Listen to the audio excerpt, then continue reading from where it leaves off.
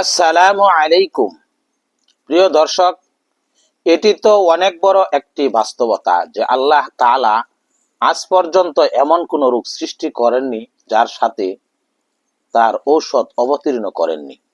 কিন্তু তা সত্ত্বেও কিছু রোগের ব্যাপারে ডাক্তারগণ এবং হাকিমগণ এটি বলে থাকেন যে এই রোগের কোনো চিকিৎসা নেই। আজ ওই সমস্ত রোগের জন্য একটি ওজিফা আলোচনা করব।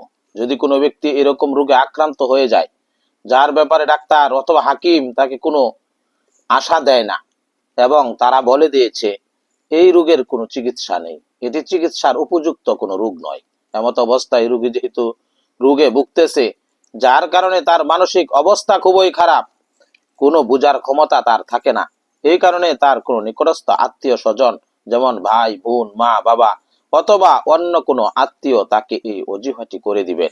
অজিফাটি কিভাবে করবেন? প্রথমে 250 গ্রাম কালো জিরা নিন। কালো জিরার ব্যাপারে রাসূলুল্লাহ সাল্লাল্লাহু আলাইহি ওয়াসাল্লাম বলেছেন এটি মৃত্যু ব্যতীত সকল রোগের ঔষধ।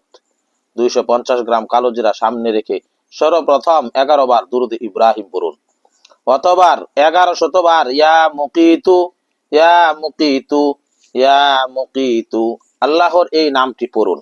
শেষে আবার 11 বার দুরূদ ইব্রাহিম পড়ুন, অথবা সেই কালো জিরায় ফুঁক দিন, অথবা 1 চা চামচের 4 ভাগের 1 ভাগ পানি ব্যতীত রোগীকে খাওয়ান। 40 দিন এভাবে আমলটি করুন।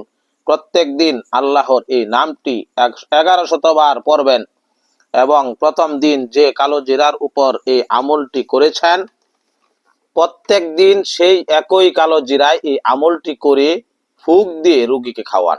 40 দিন পর 2 রাকাত নফল নামাজ পড়ুন এবং গরিব মিসকিনের মধ্যে কিছু খাবার বন্টন করুন এবং দোয়া করুন। ইনশাআল্লাহ এই 40 দিনের মধ্যে আপনি দেখবেন রোগী আশ্চর্যজনক ভাবে সুস্থ হয়ে যাচ্ছে।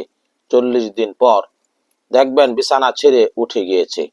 আল্লাহর উপর পরিপূর্ণ ভরসা রেখে এই আমলটি করুন, রোগী সুস্থ হয়ে যাবে ইনশাআল্লাহ। আল্লাহ তাআলা আমাদের সকলকে যথা নিয়মে আমল করার তৌফিক দান করুন। আমিন।